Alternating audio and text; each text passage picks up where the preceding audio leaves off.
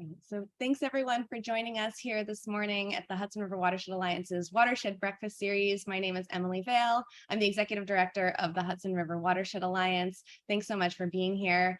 Our breakfast lecture Zoom series this season is focused in on state grants and opportunities to implement watershed best management practices, and really excited to focus this month on the Climate Smart Communities grant program, which can provide funding for actions related to climate smart communities. So before we get started, I wanted to mention that the Hudson River Watershed Alliance has our annual watershed conference later this month. That will be October 24th, 25th, 26th, with a virtual session on that Monday and 2 in-person sessions in Hyde Park and Kingston, respectively. So I'll put into the chat the information and dates. If you're not registered or you'd like more information or to take a look at the agenda, it's all available at that link. And if finances are a barrier, please get in touch with us. We want to make sure this conference and the content is as accessible as possible to as many people who want to attend. So with our focus on water resources and climate change for the conference, we wanted to also focus in on climate smart communities and the grant program as an opportunity for municipalities and partners to take action towards climate change and resilience. So with that, I'd like to hand it over to Myra Fedyniak from the New York State DEC Office of Climate Change. Just a reminder, if you're joining us, if you want to open up the chat box and let us know where you're zooming in from and who's with us in the Zoom room, please go ahead and do that. If you have questions during these talks, please use the Q&A box to ask your questions, and we'll get to those at the end of the session. So thanks again for joining us. And with that, I'll hand it over to Myra. Okay, good morning, everybody. Theoretically, you should all see my screen. Yes, and you can all hear me okay? Perfect. Okay, so like Emily said, I'm Myra Fedyniak with the Office of Climate Change at DEC, and I'm going to do a quick run through of our Climate Smart Communities grant program. It did just close this at the end of the summer, or the end of July, I should say. So I'll pretty much be giving you information from this past round. And the program was created in 2016 in 2 parts. The first part was the certification program, which was, the goal was to help build capacity of the local governments to do planning and inventory and assessments that could help them implement climate change mitigation and adaptation projects. And then there's the grant program, which funds a number of those types of planning, inventory, and assessment studies, as well as the actual implementation projects. So in order to be eligible to apply, one must be a municipality, and the definition of municipality for this program is very narrow. It is just county, city, town, and village. Now, that does not preclude other entities from participating. You know, the applicant must be a county, town, city, or village, but that municipality can partner with another municipality, a nonprofit, a quasi-municipality, such as like a wastewater district or some such, or a soil and water conservation district, to do a project. In that type of partnership, the applicant, the county, city, town, village, they have to be the applicant. They got to sign the contract with the state, and they have to remain the owner of any infrastructure that is built as part of that state-funded project. Municipalities do not need to be registered or certified in the certification program in order to apply for the grant program. The grant program is open to all of the municipalities. That's a big source of confusion, so take note. If you're not registered, you're not certified, you can still apply. It's okay.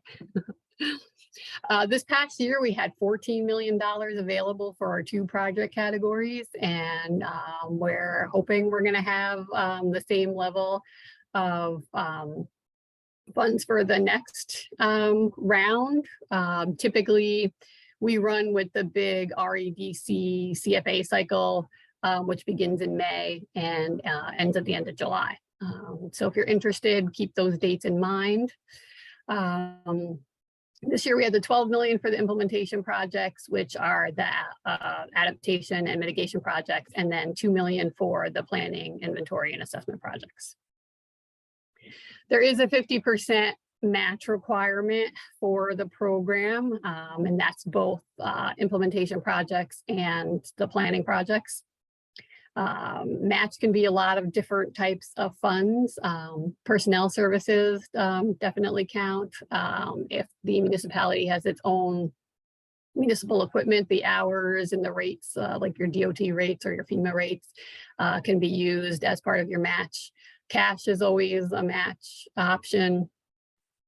The only land value also can be used as match for this program, which will come in handy for the type of projects you're going to hear about a little bit later in your floodplain restoration type projects where you might have to acquire land. But just make a note that it's the land value. It's not how much you paid for the land or how you paid for the land. It's the value. So they're going to need an appraisal that gives you the value for the land. And the other very important thing to realize is that no federal or state funds can be used as match. And the definition of federal funds is very broad. DEC looks to the source of the information. So if the source of the information is federal and it trickles down to the locals, it's not eligible as match. So that's very important to keep in mind for these type of watershed projects. All right, so there are the two project types under implementation. So we have the mitigation projects, which deal with the release of greenhouse gases and mitigating that, and then the adaptation projects, which are, taking care of the problems we're already seeing and how we adapt to the issues we're already seeing, and we expect to get worse in the future. So under implementation, our minimum grant amount is 50,000, the maximum is 2 million. Engineering and design has a maximum of 15% that can be paid for by the grant. If you need engineering or design that's more than that, you do have to note it as match in your budget when you apply. And this, for the mitigation section, this is about, for the most part, reducing greenhouse gases outside of the power sector. So we're looking at reducing vehicle miles traveled, reducing organic waste, and refrigerant management.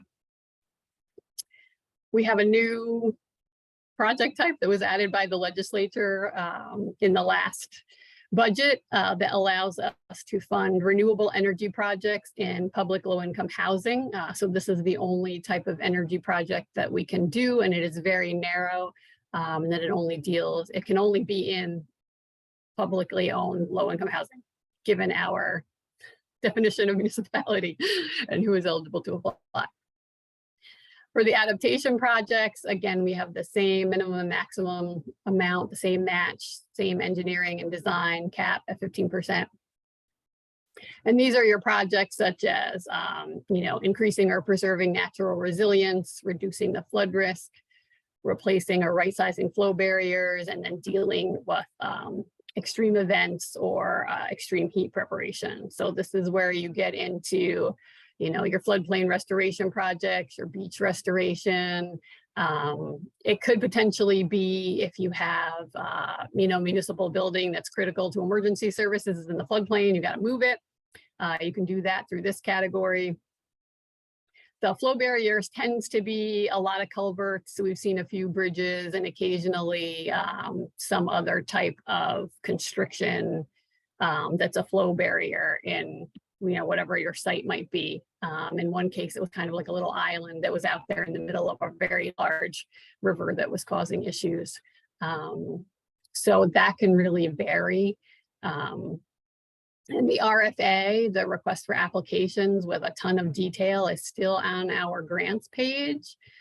So I believe Emily's going to post that later. That is, if you want to go download that and read through it, there's a lot of detail about the program in that RFA that I won't be able to get into today. And you can find a lot of information there as well. So the third type of project is the certification projects. These awards are smaller. The minimum is 10,000, the maximum is 200,000. We had 19 actions eligible for 2022. And there are minimum requirements for these, for these applications to do these actions. Because the idea is to essentially, build a bridge to get you from planning to implementation. And there are a few things that need to happen first. And, you have to have basic information first to get to implementation. And so there's a lot of best practices essentially built into the certification actions. And on the Climate Smart Community certification portal, you can read a description of each action and the requirements and more information about how to complete that type of action. And that's going to be on, there's also a link to the portal website included here where you can take a look and get more information there as well. This is a screenshot of the portal. A lot of you are probably familiar with this being in the Hudson Valley. You can find out what other communities have been doing, see what they've submitted as documentation, print out reports, upload your documentation, et cetera, et cetera. So again, we run through the consolidated funding application. This is the link to our website where you can find a copy of the 2022 request for applications. And again, they're typically due at the end of July at 4 p.m. sharp. So for the certification projects, we look for a few things when we look at your application.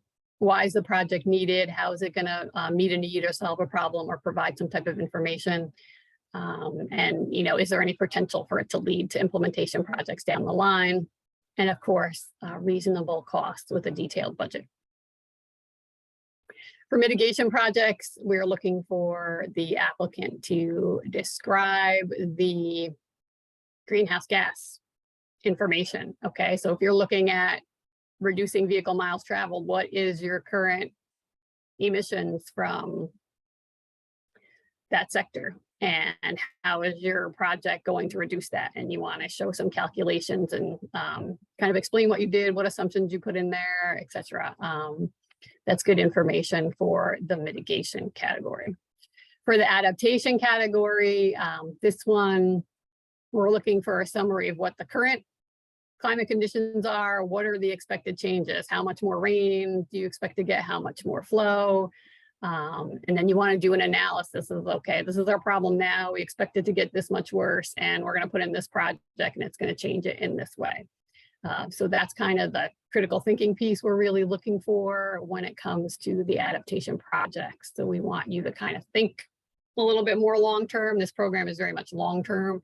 It's not so much, this is our problem now, let's fix it. It's like, this is the problem now, in 30 years, it's going to be this much worse. So how do we have to size or plan this project to accommodate what's going to be coming down the pipe 30 years from now? So that's a good thing to keep in mind as well for, especially the, actually for both of them, for both the adaptation and the mitigation projects.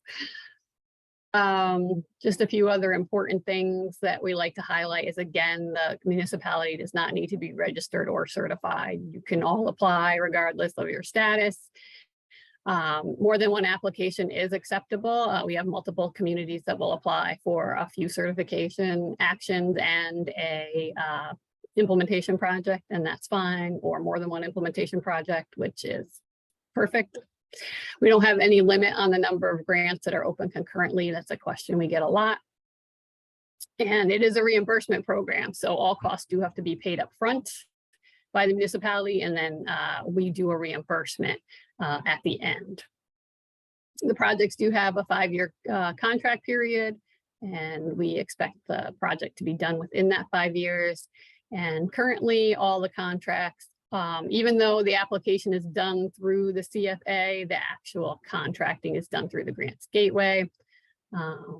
So sometimes there's a little confusion there, but the application process and the contracting process are in 2 different systems. There is MWBE requirements. Typically, the goal is 30%. So you'll just want to keep that in mind in the back of your head. And this new for this year is a service disabled veteran-owned businesses, which is currently a 6% goal. So just some things to keep in mind. in terms of managing a grant through DEC. This is all of our information, another link to our funding page, the CSC grants emails when you can get a hold of myself or anyone else on the grants team. And there's all of our social media pages. If you guys have any questions, I will be free to answer them.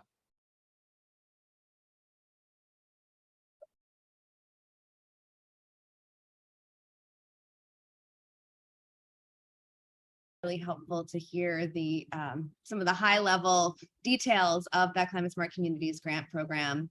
So I'm going to hand it over next to Emily Root from Buffalo Niagara Waterkeeper, who will be sharing an example of a key study for a flood resilient project that was funded using the Climate Smart Community Grant Program.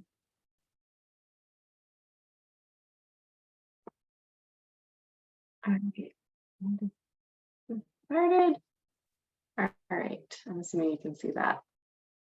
All right, thank you. Good morning, everyone. My name is Emily Root. I am the Director of Ecological Programs at Buffalo Niagara Waterkeeper.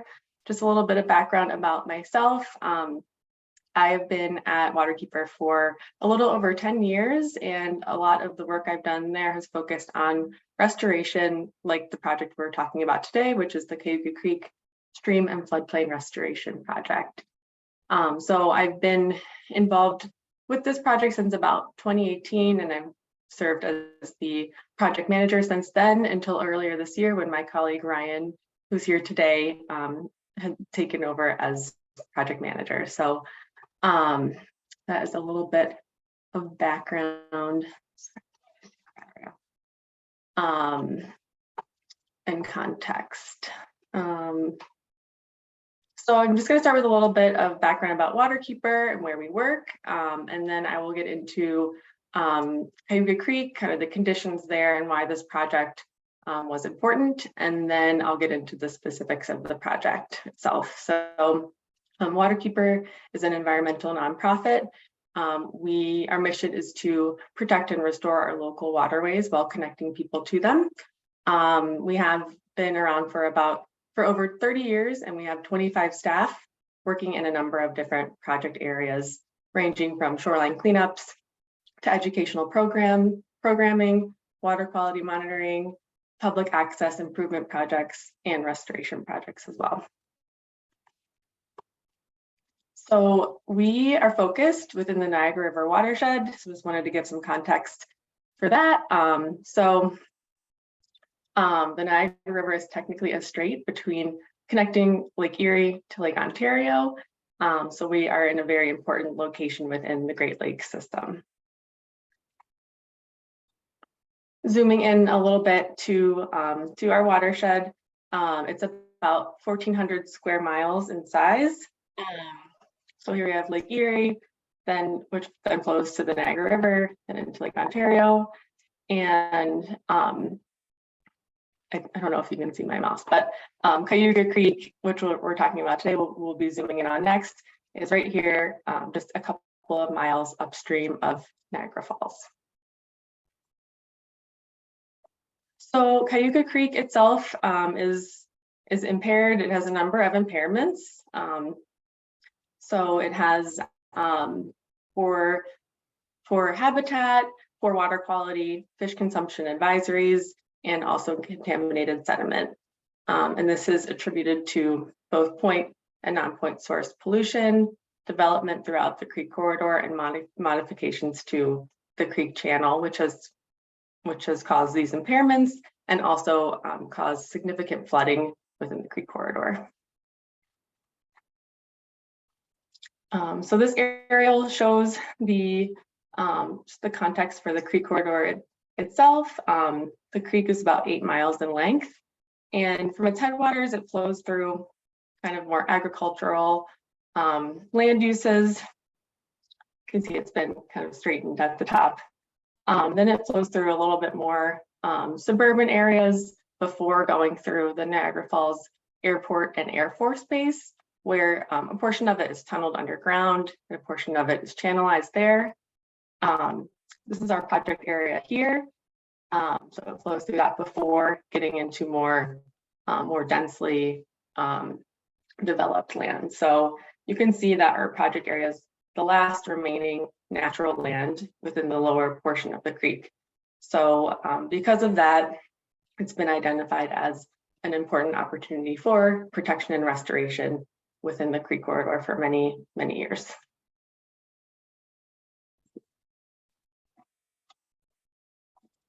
Zooming in a little bit closer, this gives a little bit more context for where we're looking. So the creek flows through the Air Force Base and then outlets into our project area here. So looking at the property up close, it's about 30 acres in size. And you can see there's kind of two waterways shown here. So this one on the left to the west, the one that's a little bit more of a natural shape, that is the historic channel where the creek flowed historically. And at some point in the late 60s, the creek was channelized to flow through this straight channel, which takes a sharp bend at the end of the property. And then berms or hills were placed on either side of the creek channel. So we're not really sure who did this or why. I'm assuming it was in an attempt to develop the adjacent lands, try and contain the water within that channel. But because this is a natural floodplain wetland, it wasn't successful and the area wasn't able to be developed because of that. So, and then the channelization and the berming disconnected the creek from its floodplain and contributed to even further flooding downstream of the project area.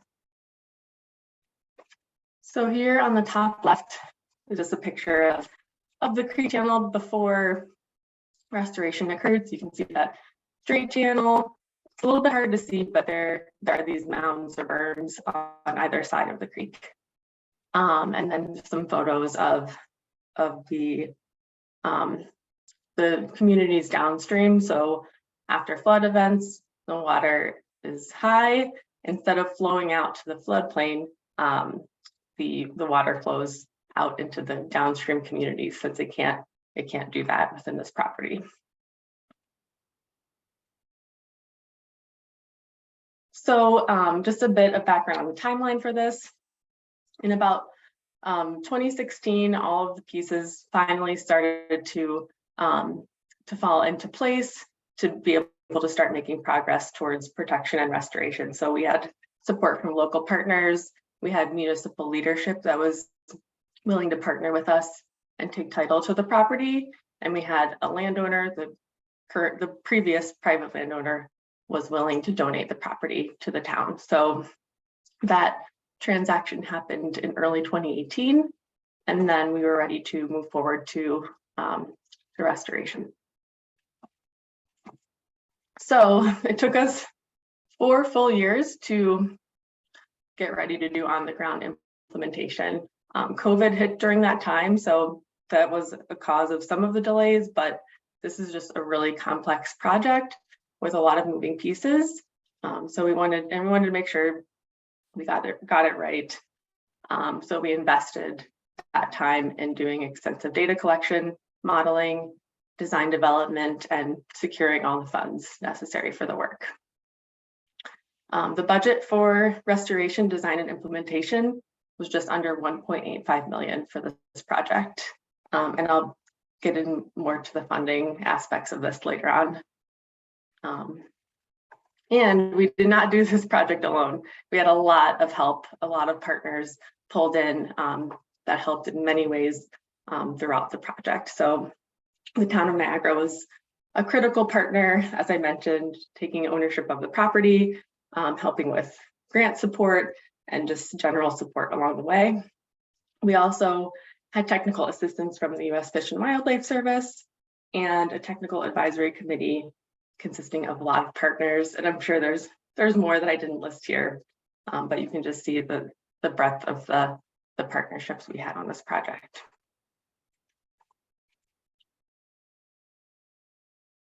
So for the stream restoration, our goals were to reduce flooding associated with the creek as much as possible and to establish diverse functional habitats throughout the property. So early on in design, our consultants developed several different design approaches for consideration.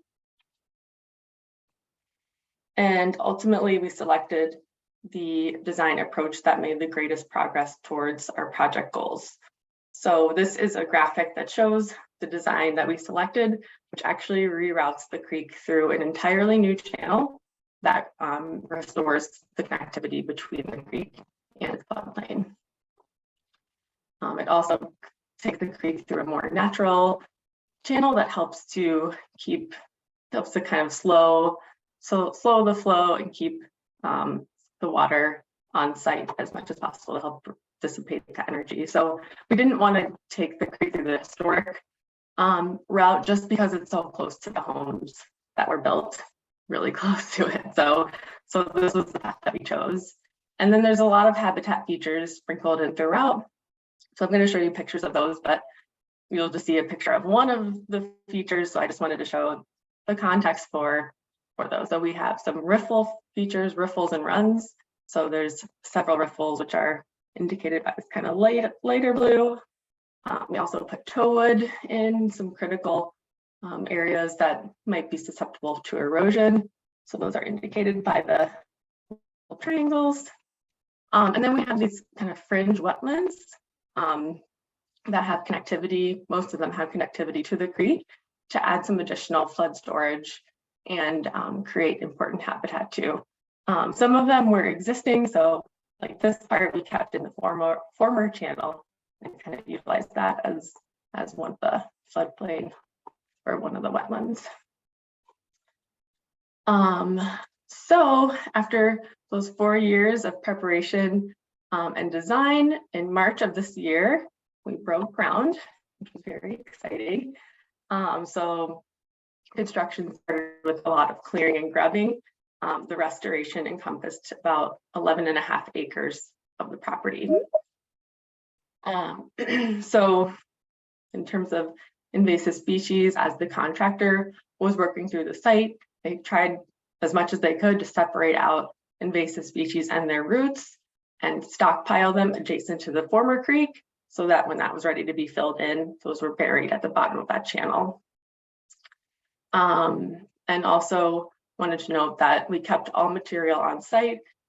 Nothing that was cleared was taken off site. We were able to either use it in the habitat features or it was buried in the berms on site. These photos show some of the different aspects of the project. So you can see in the top left, the creation of the excavation of the new channel and the shaping of the berms, or sorry, the shaping of the shoreline on the top right. And then the bottom one, you can see the creation of one of the riffle features.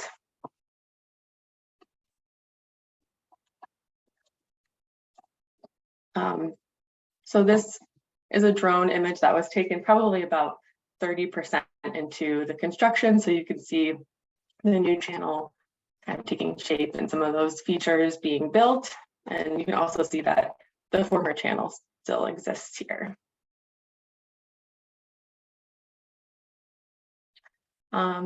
These photos show the creation of those adjacent wetland areas and the connectivity being created between that and the stream. And you can see the finished product and how those areas lie adjacent to the creek, and when the water gets high, it can flow into those areas. Here's one of the riffle features. So this is made up of shallower rock and then followed downstream by a deeper area of the creek. We did create a deeper channel through the riffle, which you can kind of see meandering through the middle here, to help with sediment transport downstream and also to help with fish passage during areas or times of low flow. And then here are our toadwood features, or the construction of our toadwood features. So you can see on the top left that those start with crisscrossed root wads, the tops of which are buried into the stream bank. And then that's topped with a lot of live stakes and then backfilled over top of those to keep them secure and in place. These will really help to provide stabilization and also provide really good habitat as well. So here's an aerial after a lot of the earthwork had been completed. And you can see the former channel has been filled in. I also forgot to note that we did create some areas of higher elevation in the perimeter of the restoration area where communities were adjacent to it. So you can kind of see one of the berms here. So when the water flows into the floodplain, that adds an extra layer of protection for those communities. And there's a berm one here too.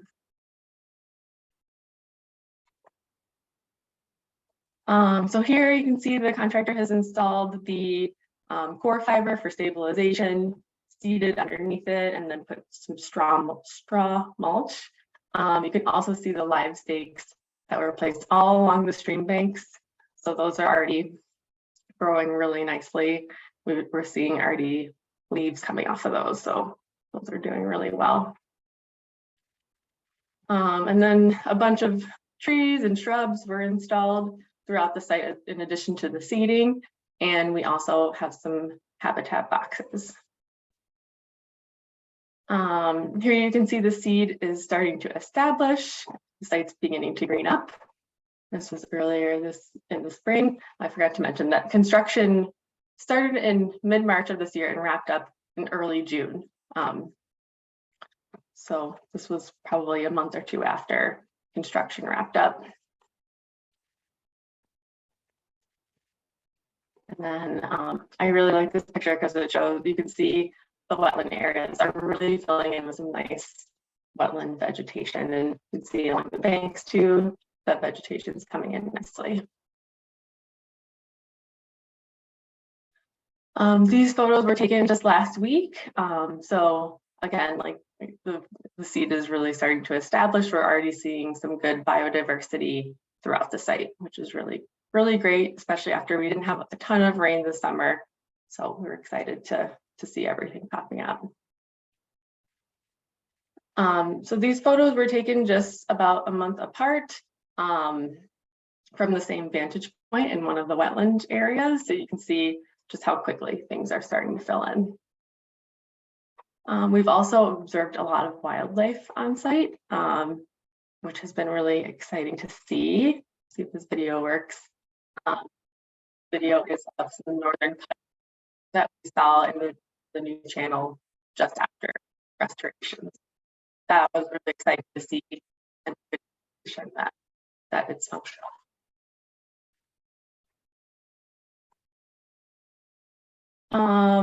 So now that restoration is complete, we're working on monitoring the site and working on a long-term maintenance plan. We have funding through the end of 2024 to continue some invasive species treatments and adaptive management at the site. And we hope to establish a friends group that can help lead the long-term stewardship at the site. We're also hoping to get funding to incorporate some more formal public access components so the public can utilize the site. And yeah, I've included here a list of all of our funders for the project. We had a lot of different funders, so we're very appreciative of all the support. And yeah, I think that's all I have. We want to open it up for questions.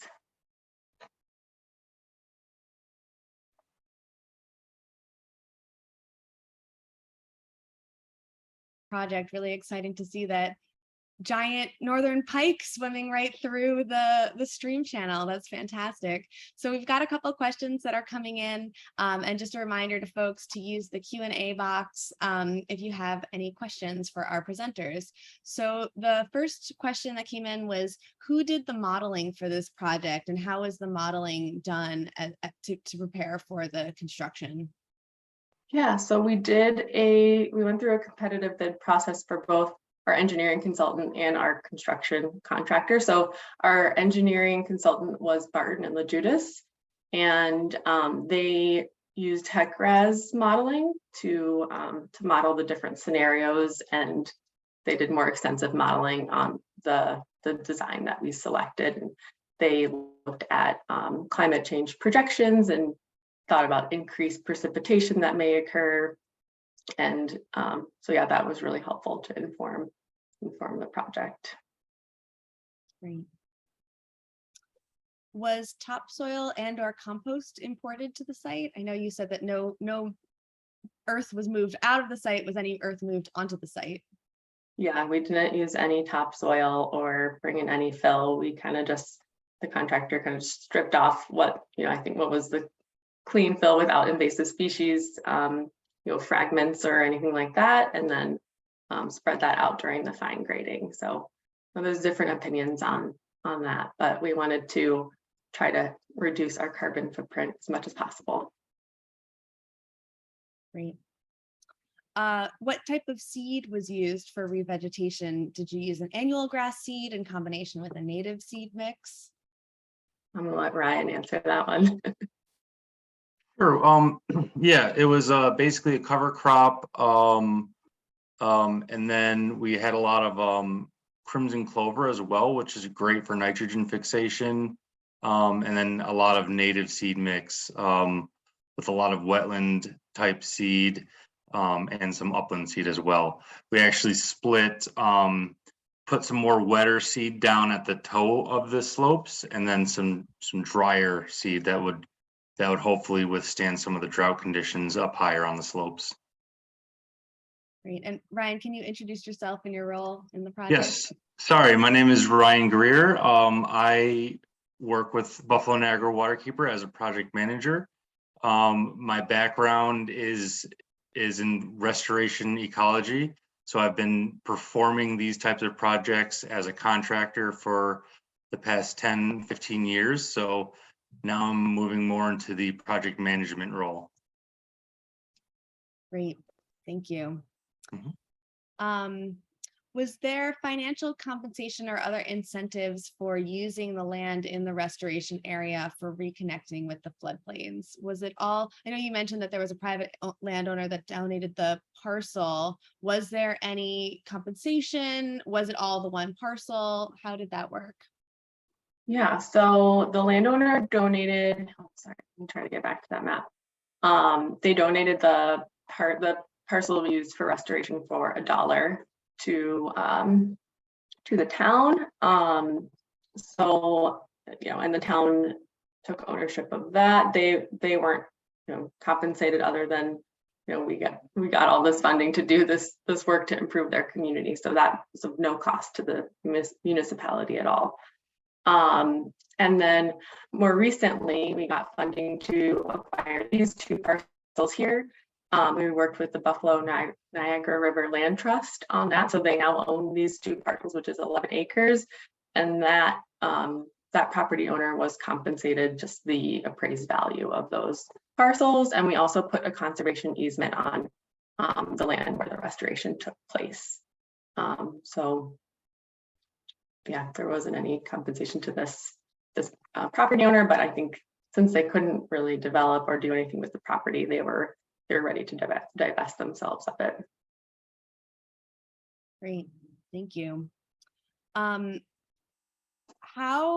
are you planning to manage beavers? Are beavers a concern for the site? And you talked a little bit about the maintenance that Buffalo Niagara Waterkeeper will be doing, some of the short-term maintenance with hopefully a friends group with longer-term maintenance. But can you talk a little bit about how those maintenance considerations are included in this project?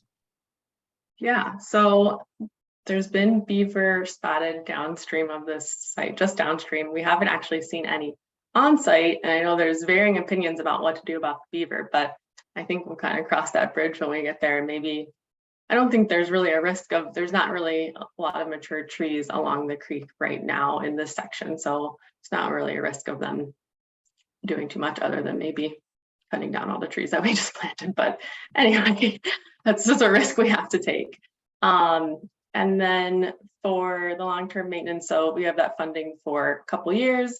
Like I said, we hope to establish a friends group. We're working on like a management plan that could be handed over to whoever takes that maintenance on. And, you know, the town will be able to perform some basic maintenance like mowing along the path and that kind of stuff.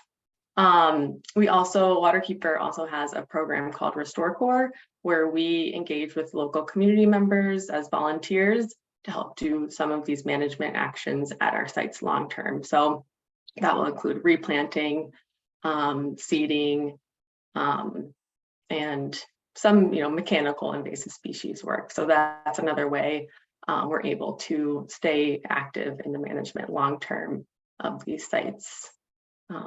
Ryan, I don't know if you had anything to add to that.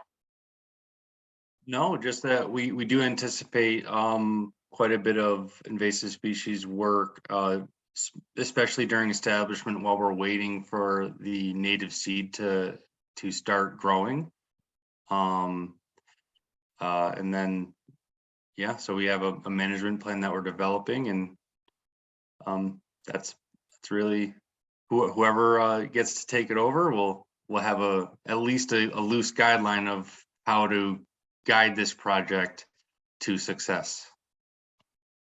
Great. And did the funding for maintenance that you mentioned you have for the first few years, did that come from the Climate Smart Communities grant program, or was that a different funding source? It came from one of our foundation grants that came in a little bit later on. So the Climate Smart Communities grant was for implementation, so paying the construction contractor their costs for implementation. Great, thank you. Can you describe the process of establishing a conservation easement for the site?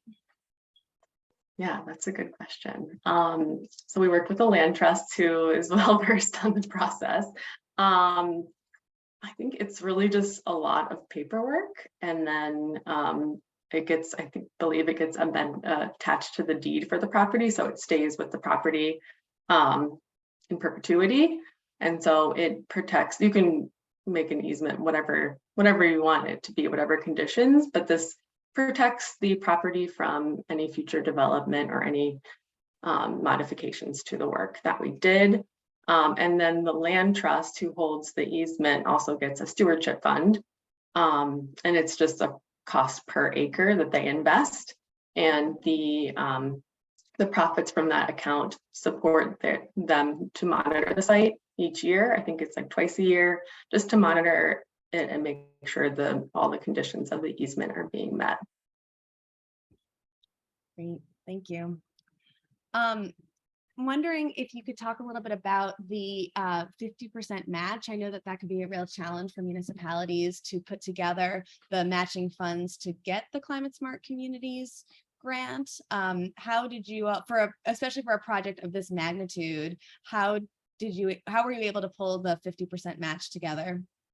Yeah, so for that grant, well, we were lucky in some ways, but unlucky in some ways because there's a couple of settlement funds locally. So Love Canal is actually just a couple miles from the site. So there's a settlement fund associated with the Love Canal. I guess, you know, all of that.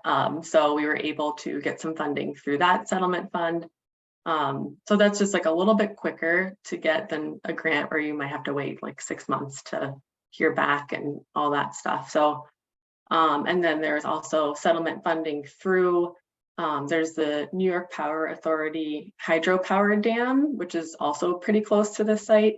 And they also have a settlement fund associated with the impacts to the environment from their operation. So there was actually $200,000 set aside for improvements to Cayuga Creek specifically within that settlement fund. So we were able to utilize that funding for this project. So that was very helpful. Great, thank you. Was there any assessment of greenhouse gas reduction for this project as part of the Climate Smart Communities program? No, we did not do that, but it'd be really interesting to add on. And maybe this is a question for Myra.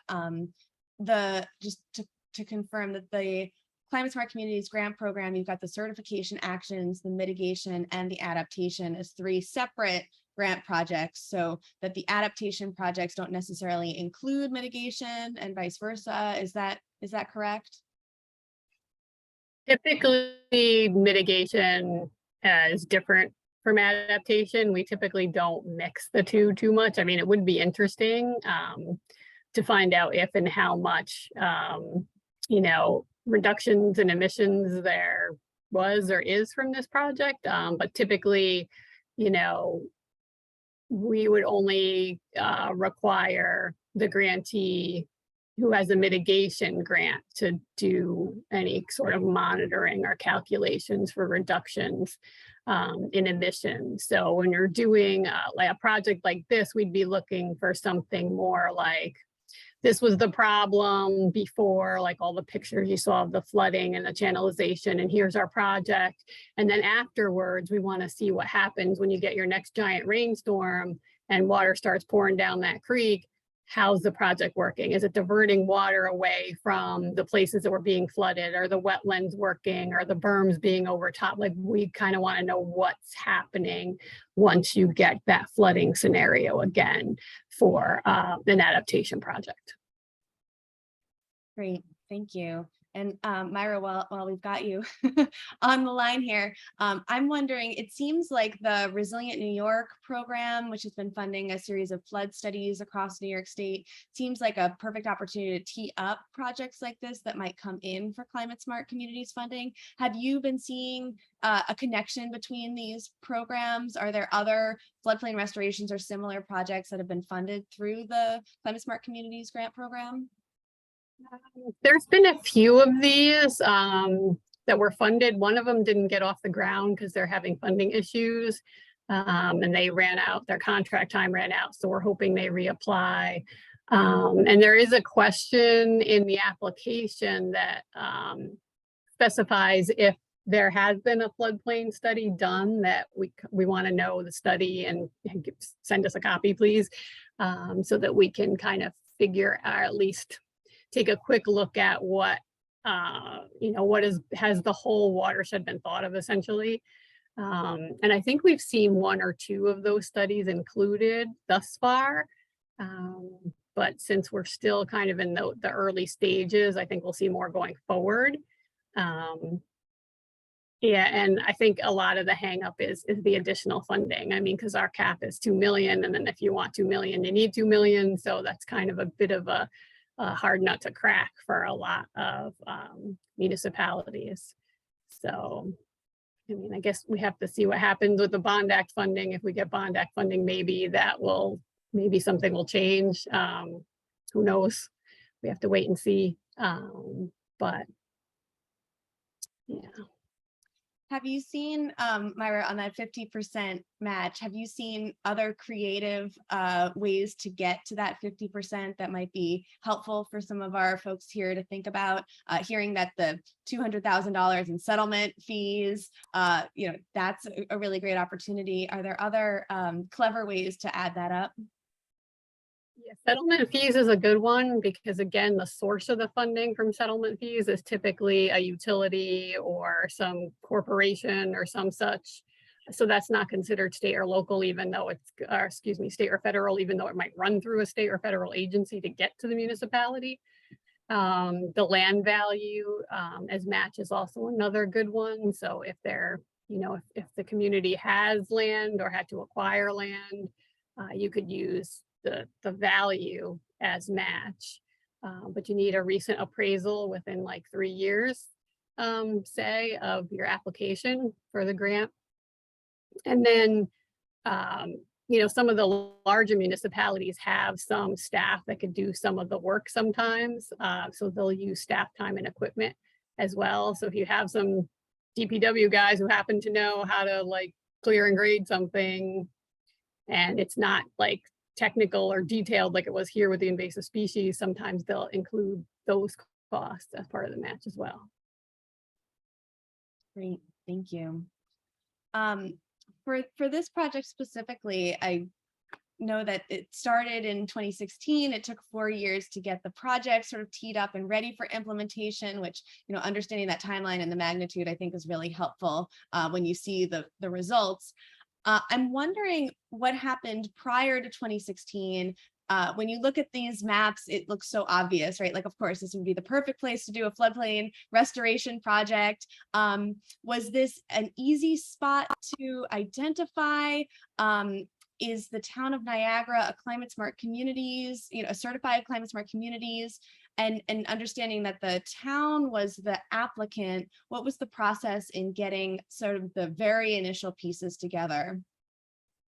Yeah, so this site has been a priority for many years, even prior to 2016, and I wasn't involved in these very initial stages, but I think there were just some barriers to getting it up off the ground. I think the municipal leadership having that support was one of the barriers. So the current supervisor has been very supportive. So I think that was a big push to help get it off the ground. There's also the airport across the street. So I think that was a barrier at one point, like the concern of having habitat next to an airport, if I'm recalling correctly. The Town of Niagara is not a climate smart community currently. And just the process of the grant, the Climate Smart Communities grant. So we helped the town put the proposal together and submit it, and then obviously that that grant is funneled through them. So they provided the cost up front, which will be getting reimbursed to them. So that was another big help that they were able to put that funding up front for that grant specifically. Great, thank you. And we've got a question here for the Climate Smart Communities grants. Do they work directly with the town, or can the town provide a letter of support? And Myra, can you speak to the eligibility of the Climate Smart Community grants again? The municipality has to be the applicant. So the town, city, county, or village has to apply. They have to sign the contract with the state. They have to take ownership of any infrastructure that is built using the state funds or through the project. And then they are responsible for, making sure the project is working and that it's accessible, depending on what kind of project it is, for a minimum of 10 years. So it's really the municipality that takes on the biggest responsibility. You can have partnership agreements with other entities for, like the town partnered with, the Buffalo River Waterkeeper to do this project. So that is essentially, partnership agreement there. There's going to be another one eventually for maintenance and friends groups, etc. So you want to keep those types of agreements in place if the municipality just kind of wants to be sort of the grant piece, and then either needs to farm out the actual work or the maintenance to another entity. So you'll want to have the partnership agreement. If the project you want to do needs to take place on land that's not owned by the municipality, there would need to be a climate smart mitigation easement between the owner and the municipality. So essentially that gives the municipality, it'll state the municipality is the owner of this infrastructure that we're putting on your land. We have to have access for a minimum of 10 years. This is how maintenance is going to work, etc. So there's just a whole lot of kind of legal things that need to occur if the municipality just kind of needs to be the applicant, and then the project needs to sort of be completed or managed or maintained on a longer time frame through another organization. Great, thank you. I think it's really helpful to have the details on the roles and responsibilities of how to get these kinds of projects going and off the ground. Are there any other questions? Okay, well, hearing none, I just want to give a huge thank you to our presenters this morning, Myra, Emily, and Ryan, for jumping on our Zoom and sharing this incredible project. I think it's really helpful and inspiring to hear about these kinds of direct projects that can have so many benefits: flooding, water quality, habitat, community safety, thinking about the risk of flooding, some of those photos that you saw. And so we're going to wrap up our breakfast lecture. I wanted to give a big thank you also to the New York State Department of Environmental Conservation Hudson River Estuary Program and NUIPIC for sponsoring this session and our series this season, and remind everyone that our annual Watershed Conference on Climate Change and Water Resources is the last week of October.